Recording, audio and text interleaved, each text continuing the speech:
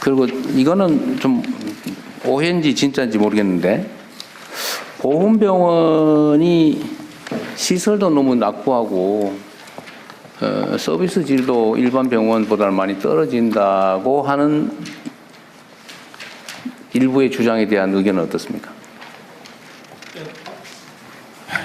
예, 대통령 그간에 보훈병원에 굉장히 많이 투자가 이루어졌습니다. 네. 그래서 지금은 급성기 재활센터부터 요양병원까지 일괄 서비스가 이렇게 이루어질 수 있는 요새는 아니다? 예, 체제로 이제 하드웨어적으로는 굉장히 시설이 많이 완비 잘 되어 있습니다. 다만 이제 이 지난해 전공의 사태 등 이 의료 대란을 겪으면서 이제 우수 인력 유치를 위해서는 민간과 이제 임금 격차가 좀 많이 있는 부분이 있습니다.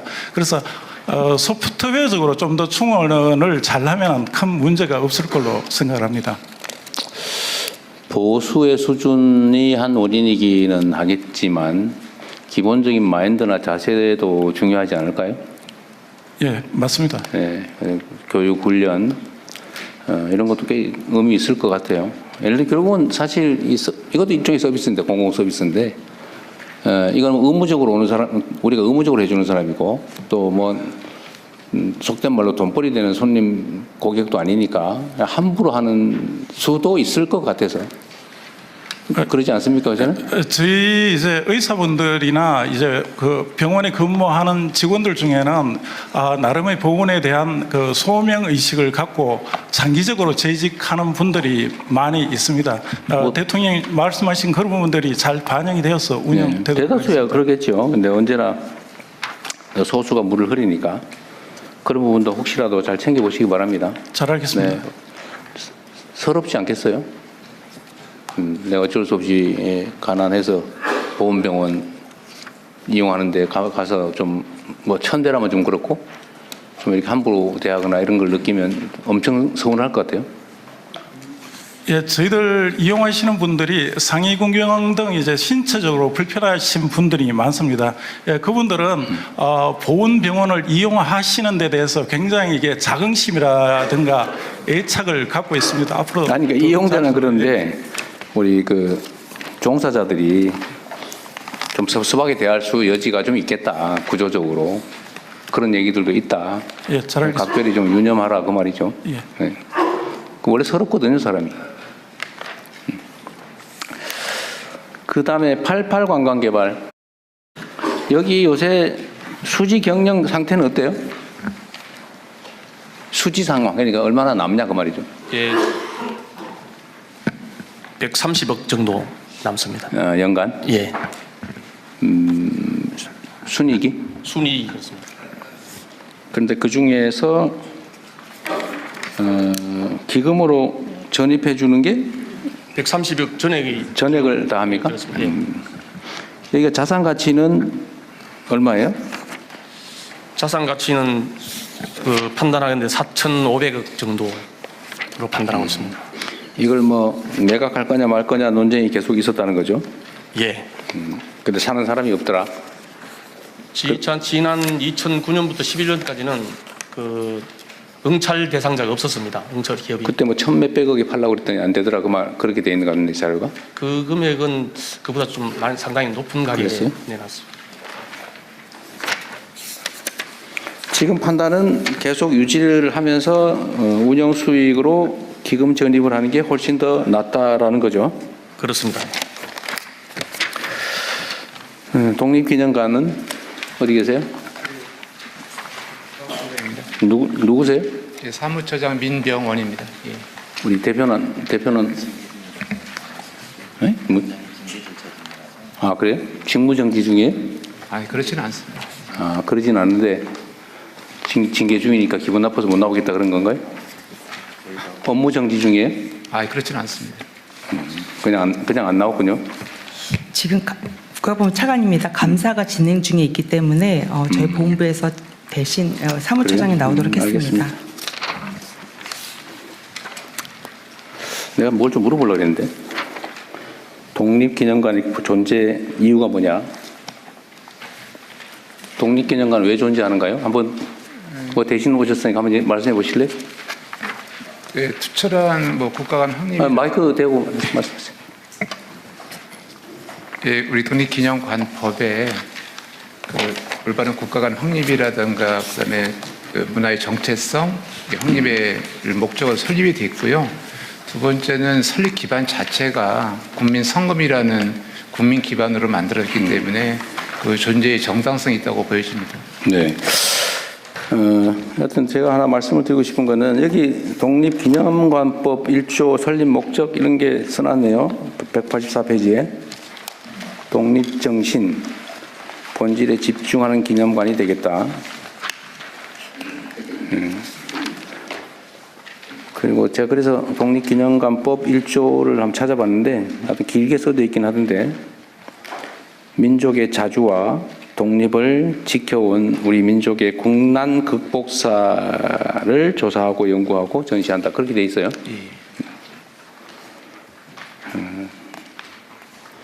우리 민족들이 치열하게 싸워서 만들어낸 결과다라는 걸 잊지 말고 우리 독립기념관이 원래 추구했던 그 목적에서 벗어나지 않도록 잘하시기 바랍니다. 예, 알겠습니다. 자, 이번에는 국방부 거 좀 볼까요?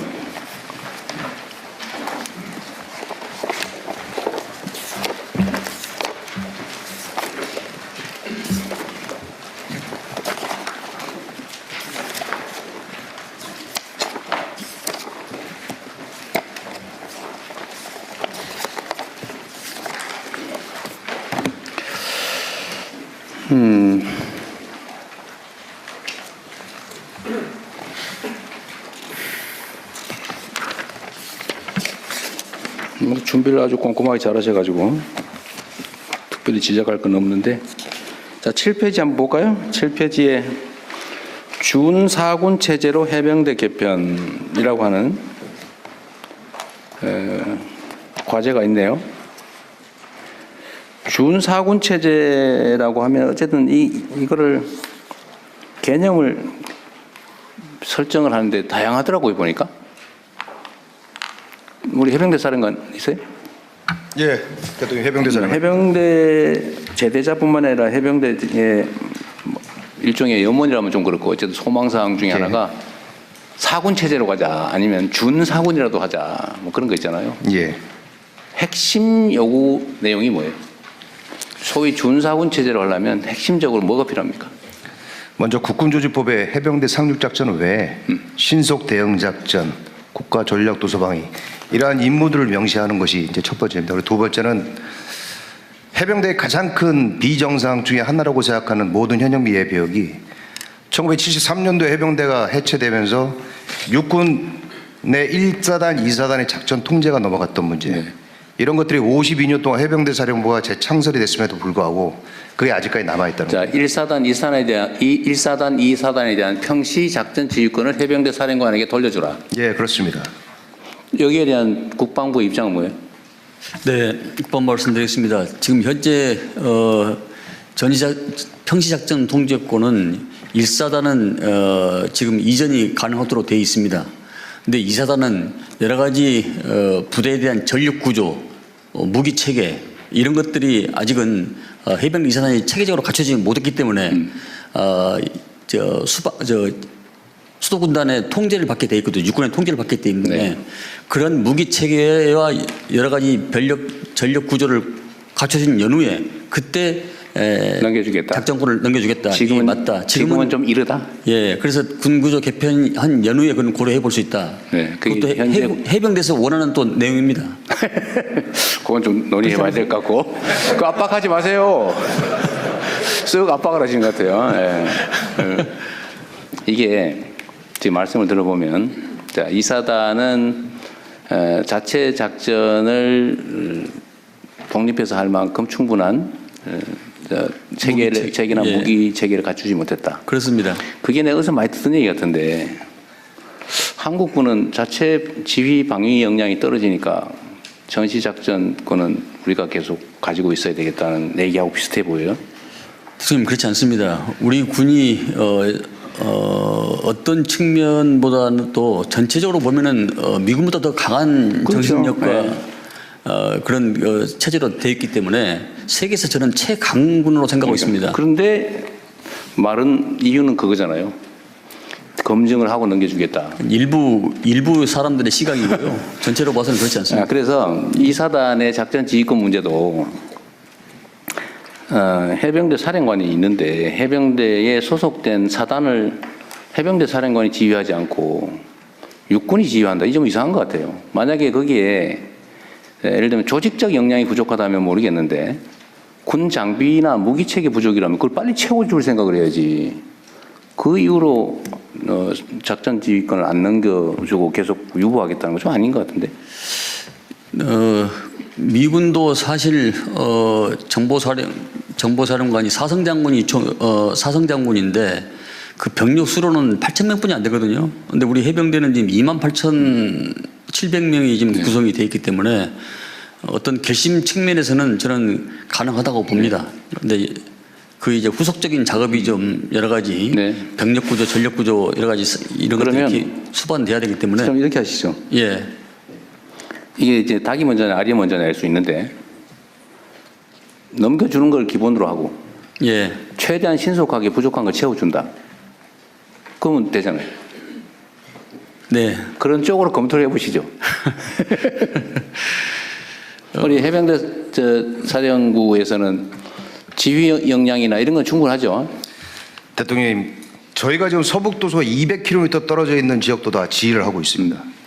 지휘 역량은 충분하다. 예, 그렇습니다. 무기 일부만 장비가 좀, 부족하면 채워줘라. 그리고 일부 무기 체계도 지금은 합동성이 강화된 작전입니다. 그렇기 때문에 그런 분야들은 장관님께서 적극적으로 잘 검토해 주십니다. 평소에 우리 해병대 사령관님이 장관님한테 얘기한 건 좀 다르죠. 어쨌든 그렇게 고민을 해보시죠. 네, 잘 알겠습니다. 여기서 계속 논쟁할 건 아니고. 예, 예. 또 한 가지는 해병대 그 육군해관, 공군해관 이런 건 다 있는데 그죠? 해군해관도 있죠. 해병대 해관은 없다면서요? 지금 밀리토피아 바이 마린이라고 해서 거기서 일부 지금 회관은 아니지만 복지 시설을 지금 군인공지에서 받아 쓰고 있습니다. 비슷한 역할을 하지만 해관 자체는 없다. 제가 해병대 해관을 만들어 준다는 게 공약이었던 것 같은데. 그렇습니다. 예. 근데 이거 왜 없어요? 이것도 좀 챙겨봐 주십시오. 알겠습니다. 네. 해병대 역할이 사실은 이거 우리는 삼면이 바다인데 해병대 역할이 매우 중요할 것 같고 그죠? 네, 해병대가 사실 소외가 많이 돼가지고 해군으로부터 재정과 인사권이 독립한 지가 불과 한 7, 8년뿐이 그렇죠. 안 됩니다. 예. 또 한 가지는 이 해병대 전력이 매우 중요하잖아요, 그죠? 예, 그렇습니다. 맨날 그 강한 해안 경비 하고 있다면서요? 예, 일부 많은 병력들이 지금 작전을 이렇게 하고 있습니다. 이 부분에 대해서도 사실은 아까운 병력이 밤새 경비하고 있다는 건 좀 아깝거든요. 그 문제는 고민해 보신 건가요? 해봤습니다. 네, 원래 어떻게 하기로 했어요? 김포 축선의 해강안을 육군한테 맡기고 해병대는 본연의 상륙작전에 그렇죠. 전념하는 그런 방향으로 지금 추진하려고 네, 알겠습니다. 하고 있습니다. 해병대는 다른 준사군 체제와 관련해서 다른 의견 있어요? 추가적으로 한 가지 더 말씀드리겠습니다. 지금 장관님께서 적극 검토해 주고 계신데 3군 균형 편성에 관한 법률이 있습니다. 거기에 어떤 거라고요? 국방개혁에 관한 법률에 3군 균형 편성. 네. 해병대가 국방부는 합참에 장군직이나 대령직이나 이런 것들을 법제화해서 지금 육해공군만 명시가 돼 있습니다. 네. 일정 비율을 반영이 된다면 더욱더 국가와 국민이 원하는 해병대가 될 수 있도록 최선의 노력을 다하겠습니다. 해병대도 승진할 기회를 더 많이 줘라. 그 말이죠? 이게 충분히 해병대 장교들이 그만한 능력을 할 수 있고 또 잘할 수 있다고 저는 사령관에서 믿고 있습니다. 참고하세요. 알겠습니다. 군인 복무 여건 개선은 계속 하고 있는 거죠. 그렇습니다. 네. 그 다음에 뒤에 번에 어디 있는 것 같긴 한데 군사시설 보호구역을 지금 9월 달에 398만 평방미터를 해제했다 그 말이죠. 네. 이걸로 충분한지는 계속 검토하고 있겠죠. 앞으로 더 확대해 나갈 생각을 가지고 네. 있습니다. 그 다음에 8페이지에도 중간쯤에 보면 유무인 복합체계 고도화 군사력 정예 군사력 건설 항목에 있죠. 예. 거기 보면 이제 상용 드론 6만 대 확보 이게 있는데 드론 물론 중요하죠. 중요한데 육상 전투 로봇이나 이런 것들도 개발해요? 그 분야는 지금 연구 개발로 지금 들어가고 있습니다. 뭐 실전 배치할 계획이나 이런 건 없고요. 지금 우리 한반도 정부작전에서 여러 가지 산과 이 계곡 또 이런 게 많기 때문에 거기에 대한 적합성 여부를 또 판단해야 되기 때문에 그래요? 예. 고민은 하고 있다는 거죠. 예. 그 10페이지에 정보기관 개편 항목이 있는데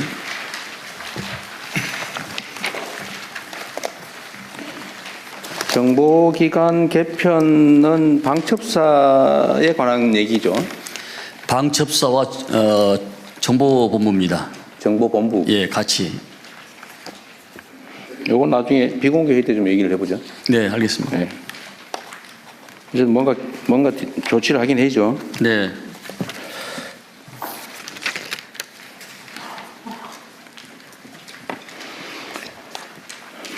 그 다음에 여러 항목들을 다 많이 써놓으셨는데 이 중에 이게 좀 강조가 안 돼서 내가 못 찾았는지 모르겠는데 우리 군 장병들에 대한 헌법 교육, 정신 교육 항목에 그런 게 있는지 모르겠는데. 지금 헌법 교육의 헌법 존중 가치에 대해서 교재를 만들어서 지금 강의를 지금 하고 있는 중입니다. 아 그래요? 네.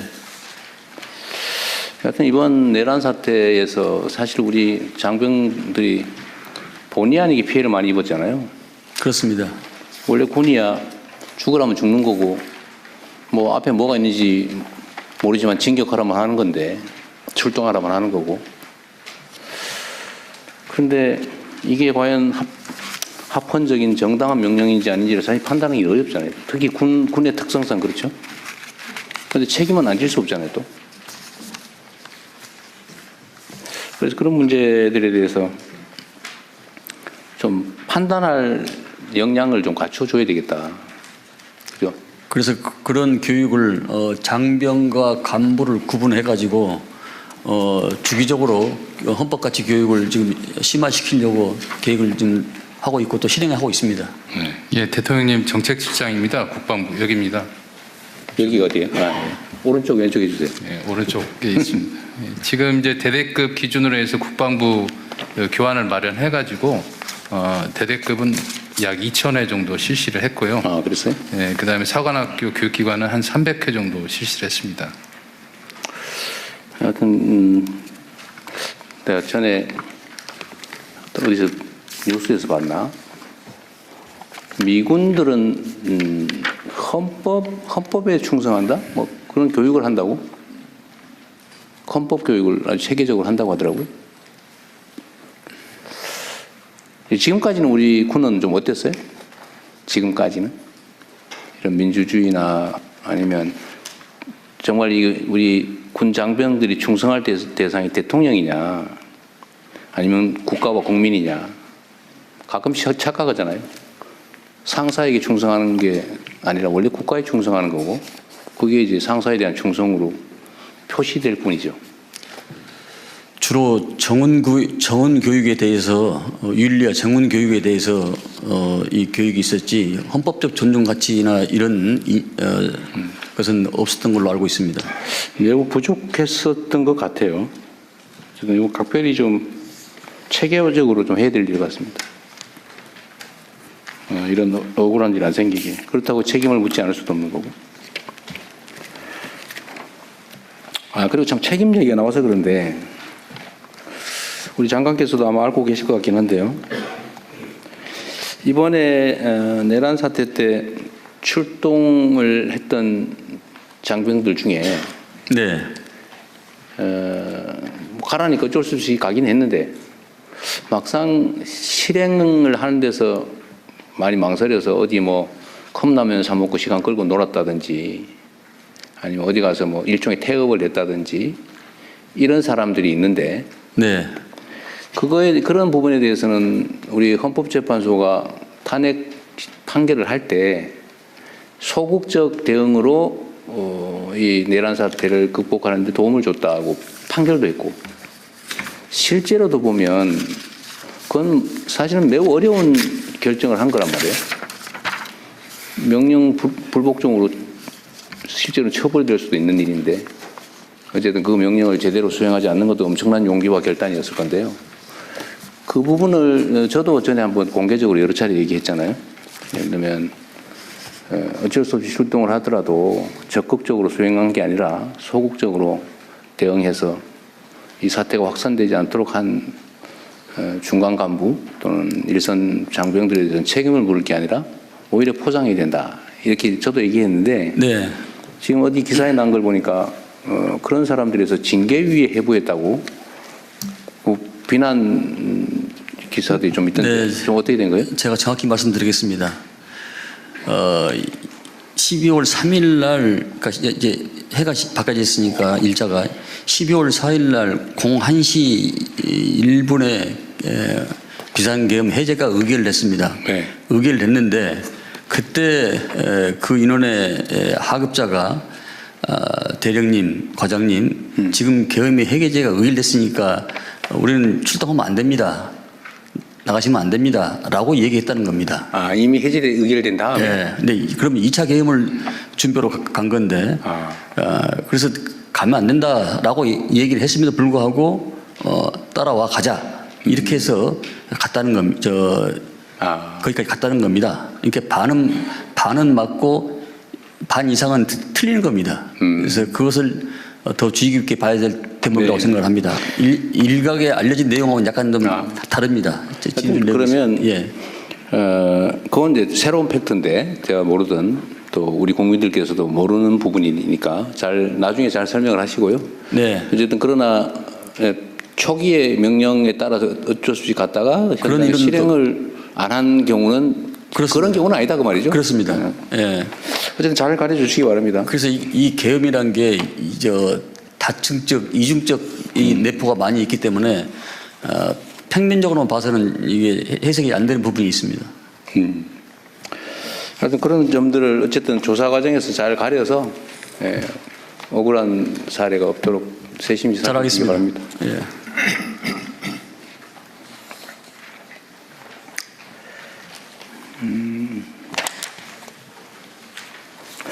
그다음에 이게 이따가 방사청 볼 때도 얘기할 수도 있긴 한데 일단 이 점은 좀 신경을 좀 써주세요. 그 12페이지에 스마트 강군 육성, 첨단 과학기술 기반 스마트 강군 육성 부분과 관련된 건데 우리가 이제 방위산업을 대대적으로 육성을 하자. 이제 이거는 우리 경제적인 요인도 있지만 어쨌든 국가 국방력과 관계된 것이기 때문에 매우 중요하지 않습니까? 그래서 방위산업 분야의 연구개발뿐만 아니라 무기 조달 체계 등등에서 엄청난 구매 요소가 있는데 네. 여기에 그 진입 장벽에 대한 호소를 많이 해요. 네. 예를 들면 기존에 있던 대규모 방산업체나 이미 이제 거래를 하고 있는 방위 관련된 업체 외에 신규로 진입하기가 너무 어렵다. 네. 라는 지적들에 대해서 충분히 지금 고민하고 대안을 만들고 있겠죠. 네, 공감을 하고 있습니다. 네. 네. 그리고 앞으로는 아마 전투기 장갑차, 탱크, 자주포 이런 대형 무기 체계 말고 네. 이제는 기술 기반의 첨단 무기, 소형 무기들이 많이 나올 거 아니에요. 그렇습니다. 이런 거는 사실 기존에 있던 대형 방산업체들이 쉽게 할 수 있는 영역은 아닌 것 같아요. 네, 그래서 대통령님 지난번에 저희들한테 했다시피 이게 광급 제도를 기존에 있던 대형 방산업체들이 쉽게 할 수 있는 영역은 아닌 것 같아요. 네, 그래서 대통령님 지난번에 말씀 저희들한테 했다시피 이게 광급 제도를 좀 더 제도적으로 확대를 시키면은 그 진입 장벽이 더 낮아집니다. 그건 의무적으로 해야 되기 때문에 대기업에서 그래서 이것을 제도적으로 좀 정착시켜 나가려고 하고 네, 있습니다. 그것도 좋은 생각이네요. 네, 자재, 그러니까 중간재를 조달 구매를 해서 제공을 하거나 아니면 아예 구매를 의무적으로. 조건으로 그렇습니다. 만들어서. 그리고 그거 할 때 가급적 국내 기술 또는 국내 기업들에게 뭐 우선권을 주거나 하는 것도 당연히 하고 있겠죠. 기술력이 있어도 그 기술력이 사장되는 경우가 많고 아니면 그 국산화 대신에 외국에서 쉽게 사서 쓰는 이런 대기업들이 많기 때문에 광급으로 지정하면 그렇게 할 수가 없습니다.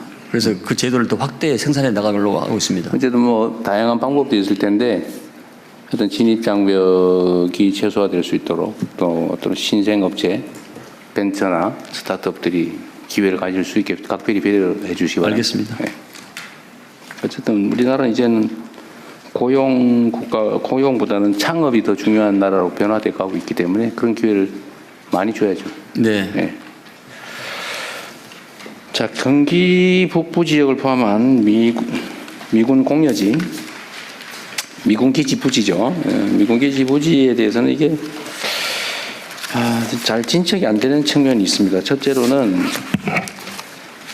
돌려주기라고, 그러니까 평택에 우리가 엄청난 돈을 들여서 그 기지를 지어서 미군에게 제공했잖아요. 네. 그쪽으로 모으는 조건으로. 네. 그런데 경기 북부에 가보면 여전히 특별한 내가 보기엔 납득하기 어려운 무슨 주유 기지가 필요하다 그러거나 아니면 무슨 식품 창고 운영한다고 여전히 안 돌려주고 있는 그것도 한 10년 넘은 것 같아요. 지금 그런 미반환, 그러니까 반환하기로 해놓고 안 하는 거, 요거 처리도 첫째 문제고, 두 번째는 이제 국가가 돌려받긴 했는데 이걸 개발을 못하고 팔리지도 않고 그래서 십수년간 계속 방치되어 있는 걸 어떻게 개발을 활성화할 거냐, 이 두 가지 주제가 있잖아요. 그렇습니다. 계속 반복적으로 얘기하고 있는데 어쨌든 이 약속하고 지금 반환하지 않고 지체하고 있는 거, 이 문제는 어떻게 하실 생각인가요? 지금 먼저 쉬운 문제부터 지금 가능한 것부터 지금 해결하려고 합니다. 내년에. 그러니까 캠프 스탠리 의정부에 있는 거, 동시에 있는 거 캠프 모빌 이 두 군데는 내년에 적극적으로 추진해서 우리 대한민국 쪽으로 가지고 오는 그런 이전을 할 생각을 가지고 있습니다. 나머지는 여러 가지 그 무기 체계나 또 다른 것의 그 대화력전이나 이런 부분들은 미측과 더 협의를 해야 되는 부분이고요.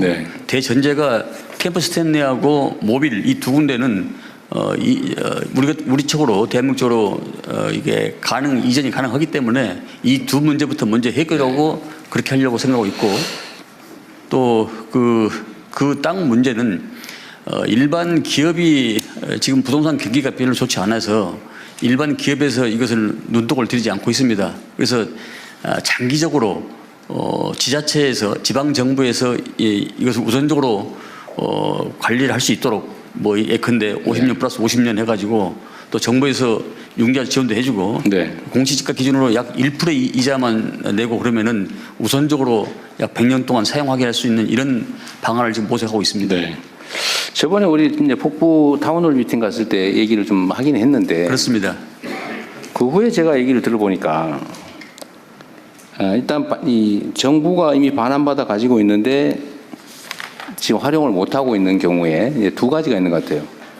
첫째로는 지방 정부가 이걸 뭐 도로 뭐 아니면 뭐 공원 뭐 이런 공공용지로 쓰려고 할 때도 나름 깎아준다고 깎아줬는데 70%인가 내게 돼 있는 거를 70%가 지원해주고 30%를 지방 정부가 내게 돼 있는 걸 이번에는 인심 써서 20%만 내고 80% 깎아주는 걸로 결정했잖아요. 근데 그러고 난 다음에도 저한테 들어온 얘기는 뭐냐면 그 20%를 꼭 받아야 되겠냐. 공공용지인데 개발해서 쓰려는 게 아니고 그 동네에 예를 들면 도로 뭐 공원 이런 공공시설 용지로 쓰는데 굳이 돈을 받아야 되겠냐. 정부가 공짜로 해주지는 못할 망정. 이 주장에 대해서는 어떻게 생각하세요? 네, 사용자인 시민의 입장에서 봐서는 정부나 지자체가 똑같은 것으로 보여지기 때문에 네. 그것이 일견 타당하다고 보는데 그것이 어떤 측면에서는 지자체의 그 해이한 거 뭐 이런 측면이 있을 수 있겠다 이런 판단이 있습니다. 근데 저는 반대인데요. 왜냐하면 정부가 예. 어디 특정 지역을 개발을 하면 예. 정부에서 그 도서관 부지도 도서관도 지어주고 공공시설 지어서 도로 지어서 다 그냥 무상 기속시키잖아요. 기부치 나가잖아요. 그렇습니다. 예. 그 공공시설인데 그걸 꼭 땅값을 20%는 받아야 되겠냐. 한 5%만 받고 해주면 안 되겠냐. 근데 이제 그렇게 되면은 그에 따른 여러 가지 철도 부지에 관련된 땅도 아마 여러 가지 법 개정도 같이 동시에 아마 이루어질 겁니다. 그 비슷한 땅들이 전국에 산재해 있기 때문에 미군기지 문제만 하면 되죠. 왜냐하면 미군기지 미군기지만 특별법으로 왜냐하면 미군기지는 그 동네에 수십 년 동안 그 지역을 장악을 해가지고 점유를 해가지고 동네 발전을 가로막아 왔잖아요. 피해를 봤잖아요. 공짜로 달라는 게 아니고 지금까지 정말 특별한 희생을 엄청나게 오랫동안 치렀는데 그거를 굳이 꼭 그렇게 20%든 꼭 받아야 되겠냐. 인심 쓰는 김에 좀 더 깎아주라. 라는 게 저는 약간 공감이 가거든요. 그거 한번 좀 더 고민해 주시고요. 네, 알겠습니다. 네. 두 번째로는 임대와 그 매각대금 할부 이런 상당히 괜찮은 조건이긴 하던데 예. 여전히 별로 뭐 그렇게 뭐 해보겠다는 데가 없는 것 같죠. 아직까지는 지금 반응이 별로 없죠. 뭐 저요저요 손든 사람은 손든 지자체는 없습니다. 이것도 지방 정부에 팔 생각만 하지 말고 SPC를 만들든지 정부가 좀 나서서 위험 부담을 하고 좀 개발을 해보면 안 될까? 그 고민도 한번 해봐 주세요. 네, 그거 가지고 있으면 뭐 하겠어요? 지금 10수년 이미 가지고 있으면서 아무것도 못 했잖아요. 그렇습니다. 네. 고민을 좀 해주세요. 좀 더 전향적으로. 접어서. 제가 경기 북부 도지사 출신 아닙니까? 네? 잘 알겠습니다. 그리고요, 다 국방부 얘기는 다 했습니다. 다 했고. 그다음에 소속 기관들 잠깐 볼게요. 국방전직교육원은 전직을 지원한 곳인가 봐요. 네. 네. 네, 국방전직교원장입니다. 네. 맞습니다. 열심히 해주세요. 네, 알겠습니다. 전쟁기념사업회는 어디 있어요? 네. 여기는 전쟁기념관 관리하나요? 네. 관리하고 또 네 가지 주요한 일을 하는데 공공외교 기능, 어린이 박물관하고 또 아카데미 기능을 하고 있습니다. 네, 여기도 열심히 해주시기 바랍니다. 자, 국방연구원 예, 국방연구원장입니다. 어디 계세요? 여기 있습니다. 아, 이게 국방과학연구소하고는 또 다른 데죠? 예, 그렇습니다. 일반 국방정책 연구하는데 그렇습니다. 기술연구는 딴 데서 하고 여기는 일반 국방정책에 관한 연구를 한다 그죠? 그 사업 타당성 조사. 아, 타당성 조사도 하시고. 알겠습니다. 병무청 거 잠깐 볼게요. 병무청은 요새 뭐 병력 비리니 뭐 이런 게 별로 얘기가 안 되는 것 같아요. 네, 열심히 병역 면탈 방지를 위해서 열심히 노력하고 네, 있습니다. 네. 최초의 여성 병무청장이시라면서요? 네, 맞습니다. 네. 기대에 응하지 않게 열심히 잘해 주십시오. 네, 열심히 노력하겠습니다.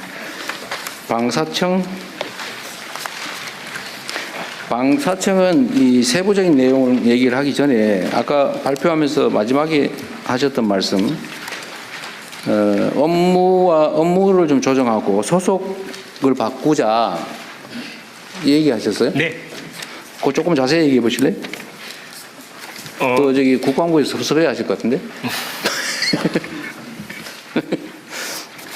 옆에 보니까 밉지 않으세요? 탈출하려고 그래요? 제가 의원 시절에 이 방위사업청을 보존하고 지키기 위해서 아주 심혈을 기울였는데 오늘 의정활동 해야겠는데. 예. 우선 그 최근 캐나다 잠수함 사례에서 보는 것처럼 간단하게 좀 해주세요. 너무 예. 길게는 말고. 예. 국제 방산 시장 환경이 대단히 많이 바뀌어서 절충 교역에 대한 요구도 방산과 비방산을 섞어서 요구할 정도로 환경이 많이 바뀌었고 네.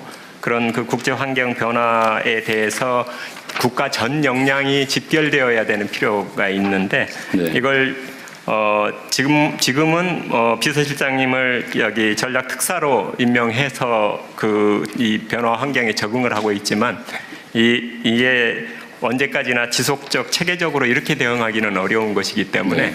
상시적 조직 체계 개편이 필요하지 않겠냐 하는 것이고요. 네.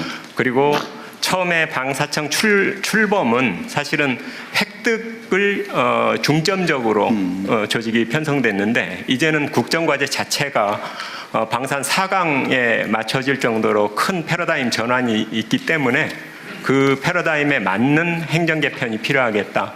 그렇다고 한다면 차제에 여기 차로 승격해서 전 부처에 대한 조정과 역량 결집 이런 게 하게 했으면 좋겠다는 것이고요. 네.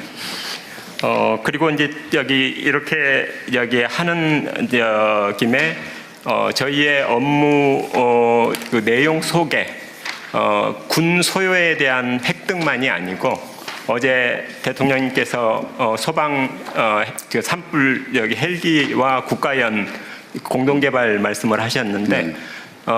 그 전 부처에 흩어져 있는 헬기나 함정처럼 전쟁 시 동원 자원이 될 수 있는 그런 그 국가 자원, 국가 방위 자원에 대해서도 통합적인 사업 관리를 할 필요가 있다고 생각되고요.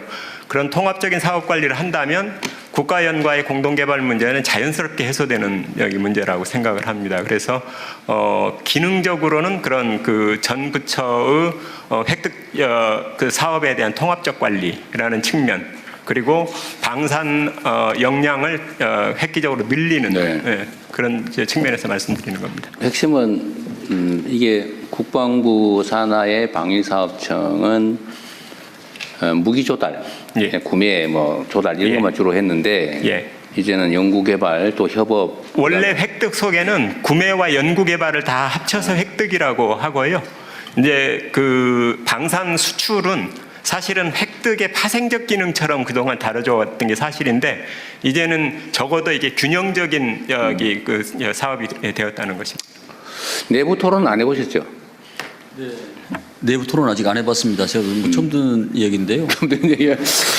방사청장님 좀 미움받으실 것 같아요. 사실 방위사업청은 획득 예전에 린다김 등 여러 가지 방산 비리 때문에 방위사업청이 2006년도에 출범을 했는데 그때 획득과 R&D 연구 개발이 양대 축이었습니다.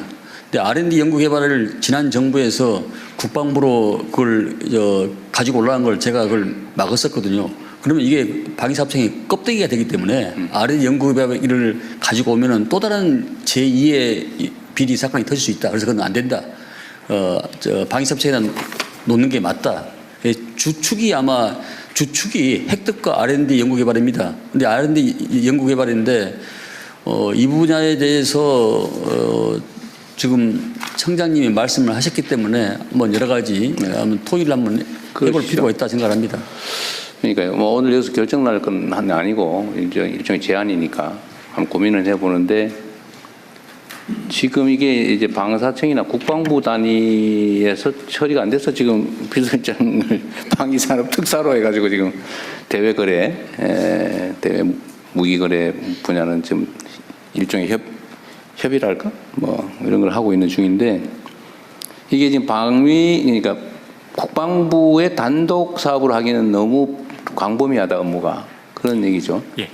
광범위한 것도 있지만 사실은 방산 수출과 관련된 기능에 수출 그 정책 지원 또 협력 그리고 한 가지는 이제 방산 수출 정보를 취합하는 것 이런 그 기능을 늘려야 비로소 행정적인 그 지원이 가능할 수 있는데 비서실장 얘기 잠깐 들어볼까요, 그럼? 네, 지금 이제 예전에 방위산업은 무기를 사고 팔던 요 단순한 관계에서 이제 국제시장이 엄청 많은 비용을 들여서 우리가 무기를 판매하려고 하고 있는데 반대급부로서 경제적 지원이라든지 산업 수출이라든지 이렇게 복합적으로 논의되고 있는 게 사실입니다. 그래서 그런 부분에 여러 가지 환경이 좀 달라지기 때문에 국방부 장관님과도 충분히 좀 논의해서 향후에 좀 고민해 볼 필요가 있다고 생각합니다.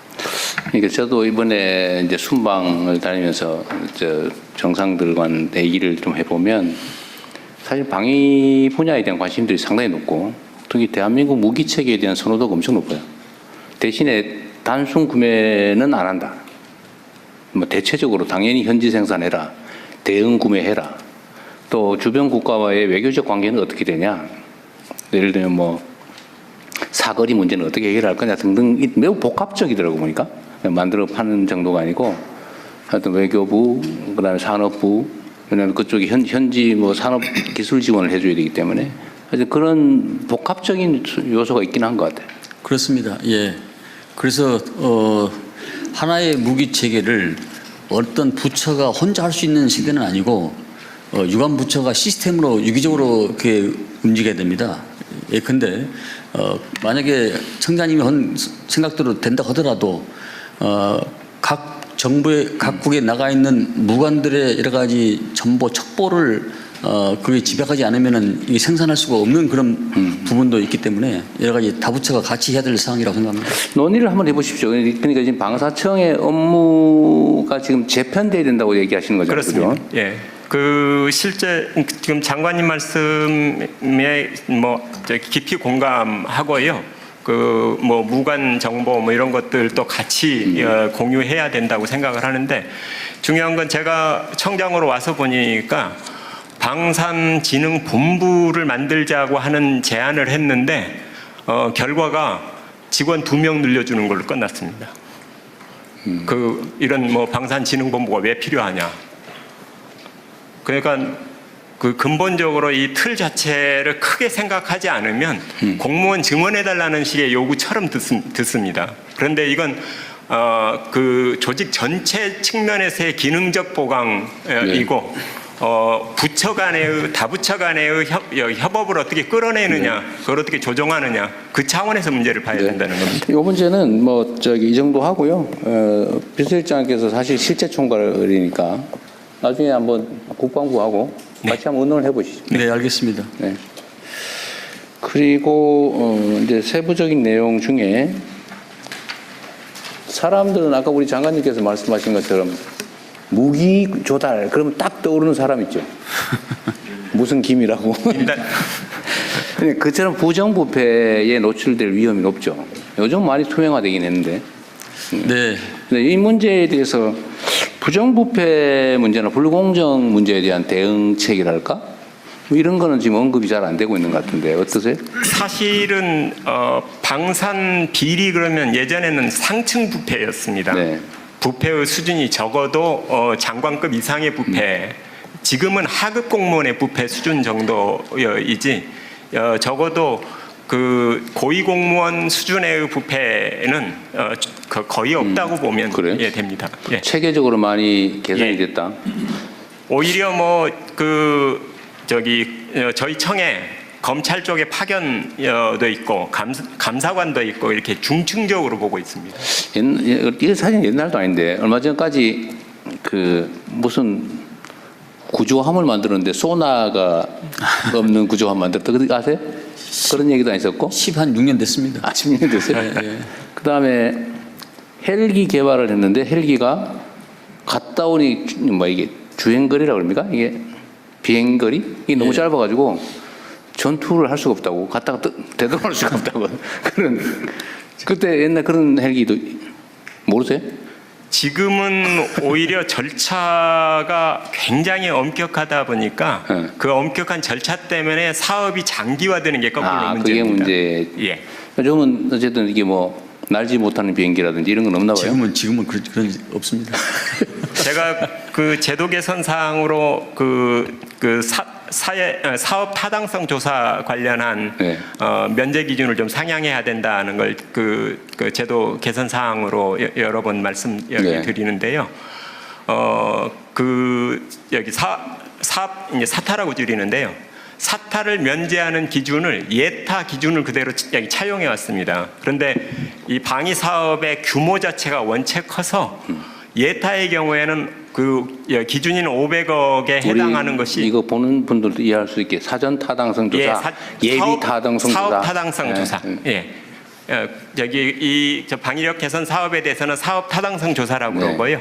일반 그 뭐 저기 건설 뭐 이런 등등 시설 이런 저기 그 사업의 경우에는 여기 예비 타당성 조사라고 합니다. 근데 같은 500억을 가지고도 예타의 경우에는 그 면제가 거의 60% 이상입니다. 그런데 사타의 경우에 있어서의 면제 기준을 그대로 적용하면 겨우 3%입니다. 네. 그러니까 이제 너무 이거에 지금 의해서도 굉장히 그 사업이 많이 지체되고 있는 하여튼 현실입니다. 저기 조달 관련된 무기 획득 절차와 시간이 너무 복잡하고 길다는 얘기는 있긴 해요. 예. 이미 요즘은 과학기술 발전 속도가 너무 빠른데 그 이제 승인 날 때쯤 되면 이미 구기종 되어버리는 그런 문제도 좀 개선책을 만들어야 될 것 같습니다. 알겠습니다. 어쨌든 아까 무기산업 관련해서는 어쨌든 국내 기업들, 중소기업들, 벤처기업이나 스타트업들에게 기회를 많이 주자라는 거는 좀 각별히 신경 써주시고요. 어쨌든 뭐 많이 없어졌다고는 하지만 여전히 국민들 사이에는 이런 의심이 있기 때문에 부패와 불공정 문제가 제기되지 않도록 엄격하게 잘 관리하시기 바랍니다. 알겠습니다.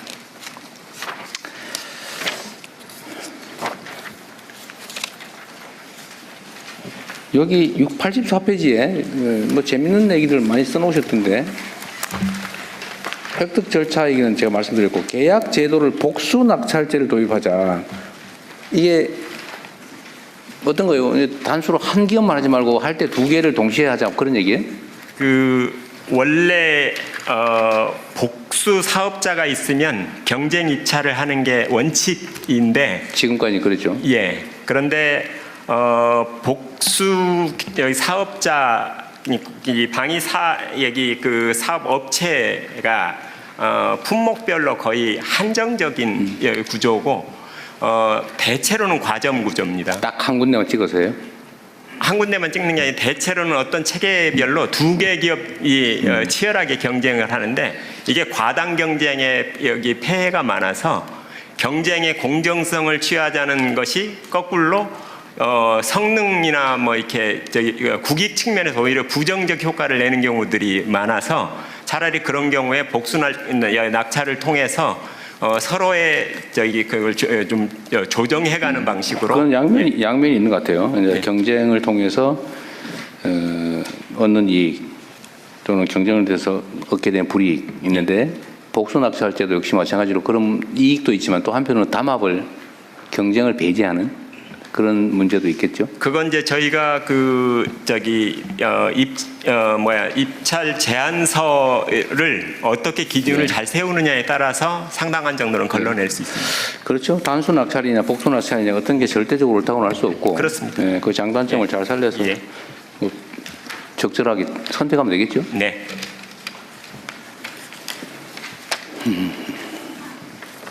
정부에서 신무기 신기술을 많이 써주면 수출에 도움이 되겠다는 주장도 있으니까 그것도 잘 기회를 많이 만들어 주십시오.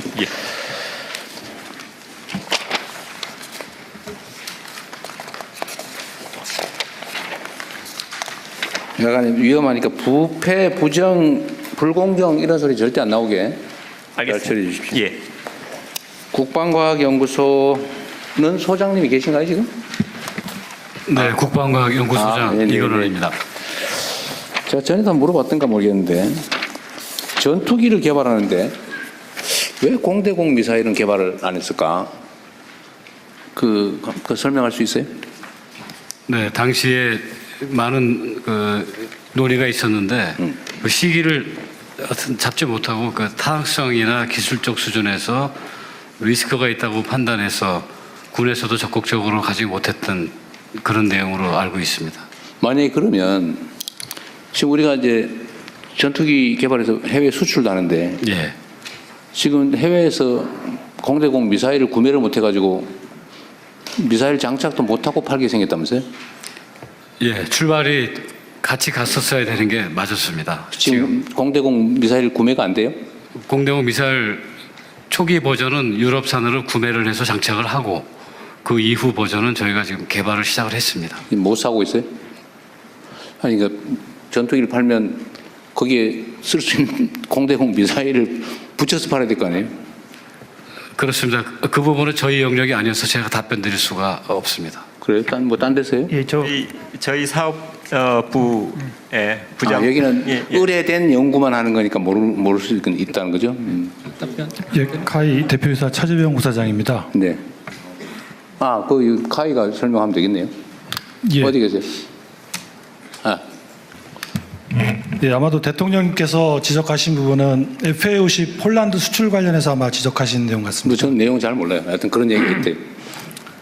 예, 죄송합니다. 그 FA50 같은 경우에는 저희가 이제 수출을 하면 기본적으로 공대공 미사일이 장착이 돼서 같이 판매가 되고 있고요. 그 해당 미사일은 보통 해당국에서 미국으로부터 직접 구매해서 사용을 하고 있습니다. 그리고 지금 폴란드 같은 경우에는 이제 가장 최신형 미사일인 저희가 AAM-9X라고 하는 이제 최신 미사일이 있는데 이 부분에 대한 통합을 요구를 해서 이 부분은 현재 지금 통합이 진행 중이고요. KF-21을 예를 들어서 말씀을 드리면 KF-21은 저희가 독자 플랫폼으로 개발을 했기 때문에 무장 통합을 저희가 독자적으로 할 수 있습니다. 그래서 그 현재는 유럽의 IRST라는 미사일이 통합이 돼 있고요. 앞으로 수출을 하게 되면 저희가 레이더도 자체 보유하고 있고 무장 통합을 우리 순수 국내 기술로 할 수 있기 때문에 이제는 국산 미사일을 개발해서 얼마든지 저희가 통합해서 수출을 할 수 있는 그런 환경이 마련됐습니다. 지금은 문제가 없다는 거예요? 예, 그렇습니다. KF 수출에는 전혀 문제 없습니다. 저 뒤에 손 드신 분은 예, 방위사업청 한국형 전투기 사업단장입니다. 제가 KF 사업을 담당하고 있습니다. 네.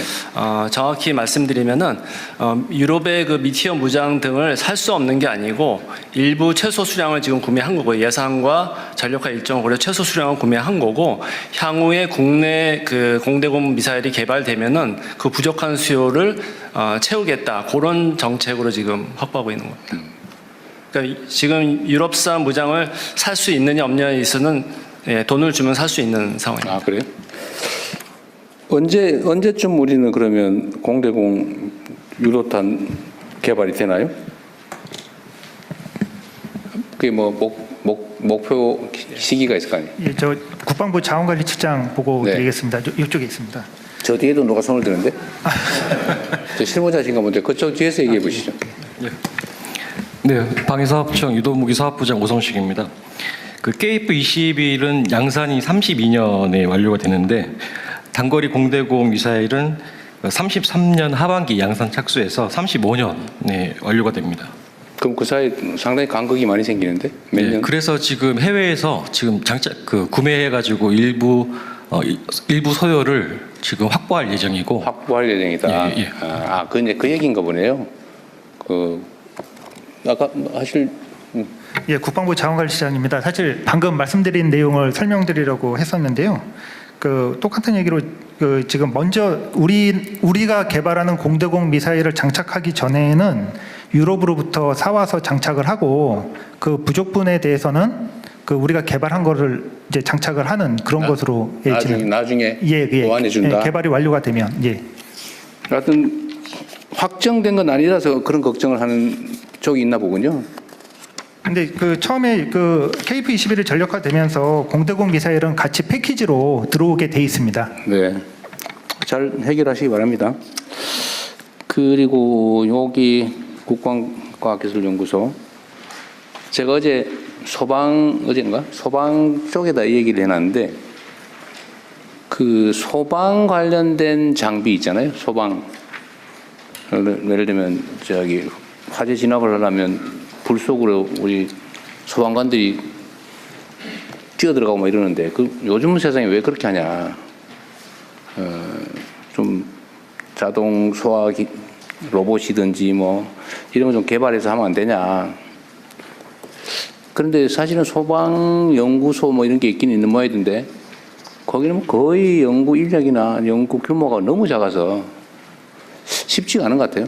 근데 이건 군 장비로도 거의 비슷할 것 같은데 국방연구소, 과학연구소가 소방하고 협업해서 같이 개발하면 어떨까 그런 생각이 들던데 그거 좀 어떠세요? 아까 우리 청장님 얘기를 좀 들으신 것 같은데. 그 소방 헬기도 지금 군에서 그 산불 진화 지원하는 그 헬기가 그러니까 산림청 헬기는 이 바구니에 물을 담는 방식인데 군에서 개발한 거는 아예 물통이 그 헬기 안에 들어가서 바로 여기 그 직사를 하는, 그래서 굉장히 효율적인데 이제 그게 단점은 물통이 들어간 것을 쉽게 빼지를 못해서 이 헬기를 다른 용도로 쓰는데 거꾸로 제약이 생긴다 그래서 이제 그 사업에 약간 제동이 걸리긴 했는데 제가 듣기로는 예컨대 사족 보행 로봇도 개발이 됐다고 하는데 그 화재 진압 이런 측면에서 군 기술을 같이 쓸 수 있는 그런 영역들이 꽤 있을 것 같습니다. 약간만 변형하면 같이 쓸 수 있을 텐데. 국방부 자원관리실장 보고 드리겠습니다. 아까 전에 실제로 그러한 부분에 대해서 그 국방과학연구소하고 그 소방청 내에 있는 국립소방연구원하고 지금 기술적 의견을 지속적으로 교환을 하고 있고요. 그 두 기관 간에 그 기술 협의체를 구성을 했습니다. 그래서 국방과학연구소에서 이걸 소방에 쓸 수 있다는 기술 과제들 가지고 있는 것과 개발하고 있는 것을 지속적으로 정보를 공유하고 있고, 실제로 그 국방소방연구원에서 필요하다고 한다면 그거를 같이 협업을 할 수 있는 구조는 돼 있는데, 이게 이제 그 9월부터 좀 본격적으로 시작을 했기 때문에 그 좀 더 그 속도감 있게 진행을 하도록 하겠습니다. 네. 어쨌든 국가 역량이라고 하는 걸 굳이 뭐 쪼개가지고 낭비할 필요는 없을 것 같고 협업할 수 있는 건 최대한 협업 좀 해보면 어떨까. 저는 그래서 사실은 연구소도 그냥 물리적으로 합쳐가지고 한 부서로 운영하면 어떨까 싶은 생각 들더라고요. 뭐 쉽지 않겠죠? 똑같은 청인데. 하여튼 뭐 검토를 한번 해봐 주세요. 좀 효율적으로 할 수 있게. 대통령님, 여기 국방기술보호국장입니다. 네. 일단 대통령께서 지시를 하셔가지고 소방청하고 저희 방사청, 국방부, ADD가 그 현장에 있는 소방관 어디 있어요? 여기 있습니다. 예, 연구원들이 모여가지고 그동안 국방 쪽에서 개발된 기술 중에 그 소방청에서 사용할 수 있는 기술들을 한번 시연을 했습니다. 네. 그래서 일단 여러 개 기술 중에 10개를 그 업체 주관으로 한번 시연을 했고요. 네. 그 중에 이제 4개가 선정이 돼서 2개 같은 경우는 즉시 구매를 통해서 활용할 수 있다고 식별이 되었고, 2가지 과제에 대해서는 좀 더 소방 쪽에 적합화시키게 개선이 필요하다고 해서요. 네. 내년도 예산이 태워져서 같이 개발할 수 있는 상황이 되었습니다. 네, 알겠습니다. 아까 뭐 얘기하시려고 그랬었어요? 아니 아까 그 대통령님 말씀하신 그 미사일 구매에 관한 답변을 드리려고 했는데 다 답변이 다 돼서. 했어요? 네. 자, 그리고 국방기술 품질은 여기는 국방기술 품질원 원장 신상범입니다. 여기는 뭐 품질을 관리하는데요? 네, 그렇습니다. 이미 납품된 무기나 장비들을 체크해 보는 거예요? 납품이 되기 전에 사용자 요구사항이 충분한 성능을 발휘하는지 품질을 보증하는 기관입니다. 알겠습니다. 국방기술진흥연구소는 부설로 있는데 이거는 ADD 국방과학기술연구소하고 어떤 관계예요? 네, 국방기술진흥연구소장 손재웅입니다. 네. 국방과학연구소는 주로 무기 체계를 개발하고 핵심 기술을 개발하는 임무를 수행하고 있고요. 네. 저희는 무기 체계에 소요되는 핵심 기술을 식별해서 핵심 기술을 개발하기 위한 기술을 기획하고 평가하는 일을 담당하고 있습니다. 불필요한 일은 전혀 아니다. 그런 말씀이죠. 그리고 또 하나 하고 있는 게 지금 방위사업청이 주관하고 있는 방산 육성이라든가 방산 수출 지원 업무를 저희가 지원하고 있습니다. 네, 수고 많으시고요. 자, 이제 제가 물어본 건 다 했는데 혹시 말씀하실 게 있거나 뭐 하신 분들은 말씀하십시오. 네, 말씀하십시오. 마이크 갖다 드리시죠. 예, 대통령님, 저 국가보훈부 제대군인 국장입니다. 네. 오늘 업무보고 과정에서 제대군인에 대한 말씀이 하나도 없어서 제가 좀 서운해가지고 많이 흐뭇했습니다. 말씀하세요. 아까 보고에 있던데. 예, 그래서 제가 지금 제대국장을 하면서 지금 우리 전 국민의 1,600만 명이 제대군인 병력 의무를 이행한 사람이고 전 국민의 31% 남자의 62%가 제대군인입니다. 그래서 제대군인 정책에 지금 우리 국가 정책에서 가장 아픈 손가락이 그 예비군 훈련 받는 청년 제대군인 그리고 두 번째는 초급 간부, 세 번째는 19년 6개월 미만이 돼서 연금을 받지 못하는 제대군인 세 그룹이 우리의 가장 아픈 손가락이라고 저는 생각합니다.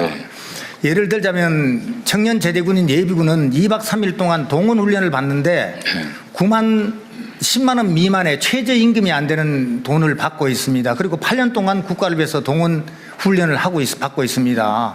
그래서 그거 증액해 주기로 하지 않았나요? 그래서 이런 제가 이제 제대군인 측면에서 이제 말씀을 드리는 겁니다. 저는 청년 제대군인을 관장하고 있기 때문에 그런 말씀을 드리는 겁니다. 국방부 뭐에서도 많은 관심을 갖고 있는 거 제가 알고 있습니다. 그래서 제가 민생 접점에서 제대군인들하고 이렇게 얘기를 해보면 청년 제대군인들이 8년 동안 동원 예비군이고 사업을 하지 못하면서 동원됨에도 불구하고 그런 제도가 좀 미약하다는 얘기를 많이 들었고 그다음 두 번째는 초급 간부는 지금 현재 옛날에는 과거에 그 특채 제도가 있었고 또 어떤 대기업에 취업할 때 큰 영향이 많이 있었는데 지금은 그런 제도가 없고 병사들과 월급이 비슷함에 따라서 전역자가 대폭 지금 증가하고 있습니다. 그래서 보건부에서 주고 있는 전직 지원금이 부족해가지고 전화해서 줄 정도로 이렇게 전역자들이 많이 증가하고 있습니다. 그래서 초급 간부에 대한 어떤 대책이 앞으로도 좀 많이 시급하고 그다음에 19년 6개월이 되지 못해서 전역하는 연금을 받지 못하는 제대군에 대해서는 정말 공무원들은 10년만 근무하면 연금을 일부 조금씩 받고 있습니다. 그래서 이것도 앞으로 예비군 훈련을 8년 받으면 가산점을 좀 준다든가 연도를 산정해서 이런 병력 혜택 연금을 받는 기간을 산정한다든가 하는 그런 국가 정책이 조금 더 나와야 이게 19년 3개월 하고 나오면 연금을 못 받습니다. 그럼 이건 중산층으로 떨어지는 그런 경향이 있고 나이도 젊은데 어떻게 살아갈까 막연한 것이 많이 있습니다. 그 대통령께서 제대군인에 대한 어떤 이런 관심과 정책을 좀 많이 이렇게 해 주시면 정말 감사하겠습니다. 오늘 이런 말을 할 수 있는 기회를 주셔서 감사합니다. 앞으로 열심히 하겠습니다. 감사합니다, 대통령. 그 청년 예비군 그러니까 예비군에 대한 수당 보상은 증액해 주겠다는 게 제 공약이었던 것 같은데 그거는 별도로 안 챙겼어요? 이번에도 약간의 수당이 인상된 걸로 알고 있습니다. 그래요? 대통령님 제가 말씀드리겠습니다. 네, 말씀하세요. 예비전력국장 김신숙입니다. 지금까지 예비군 훈련은 그 세 가지 유형으로 구분이 되어서 훈련비를 주는데 1,4년차 중에 동원훈련 1형에게만 돈을 줘왔고 나머지 유형에는 전혀 훈련 보상비를 지급하지 않아 왔습니다. 아, 그랬어요? 네. 그런데 작년에 일단 그 나머지 유형 중에 동원 2형에 대해서 일단 처음 지급할 수 있도록 예산 편성과 법 개정을 완료를 했고 올해 다시 대통령님의 공약 과제로 들어가서 저희가 나머지 지역 예비군 5, 6년차 예비군들에게도 전원 뭐 작은 금액이지만 훈련 보상비가 지급될 수 있도록 이번에 예산 편성 완료했습니다. 하루에 얼마씩 주기로 했어요? 하루에 그러니까 지역 같은 경우는 하루에 10,000원으로 해서 1인당 20,000원을 받을 예정입니다. 그다음에 2박 3일 하는 동원 훈련 1형은 지금 95,000원, 4일 하는 동원 2형은 50,000원을 받게 돼 있습니다. 하루에 5만 원이 아니고 아닙니다. 4일 동안 합쳐서 5만 원. 이거 따로 한번 챙겨보세요. 이게 전에 이거 너무 적다 그래가지고 올려주기로 했는데 너무 소심하게 올리신 것 같네요. 대통령 제대군인 국장입니다. 접점 지역에서 청년들을 보면 2박 3일 훈련하는데 10만 원이 안 되는데 최저임금이 올라가 1,030원이고 내년에 1,350원이니까 알았어요. 되기 때문에 이게 좀 따로 한번 챙겨볼게요. 10만 35원인가 그렇게 대통령실에서 챙겨보겠습니다. 연금을 못 받는 군인이 있다. 20년이 안 돼가지고.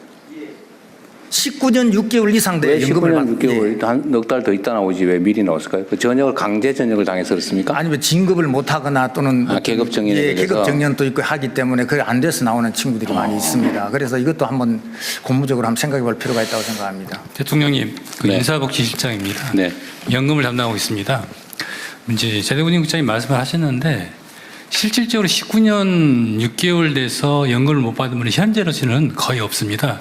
왜냐하면 소령 같은 경우가 그 대상이 됩니다. 그렇게 되면 19년 6개월이 되면 지금 약간 복무기간을 연장을 해서 20년이 될 수 있도록 그 제도가 마련되어 있습니다. 해주고 네, 있어요? 그렇습니다. 그렇기 때문에 거기에 대해서는 어느 정도 보완이 됐고요. 실질적으로 이제 보면 상사 같은 경우도 실질적으로는 다 받을 수 있습니다. 그렇기 때문에 저런 문제점은 없는데 아까 저런 사례는 실제로는 없다. 네, 거의 없습니다. 네. 그 소수는 있다 하더라도 아주 작습니다. 네. 그런 것 극히 예외적인 경우다. 그러니까 나름 그런 문제에 대한 보완책은 만들어 놨다는 얘기군요.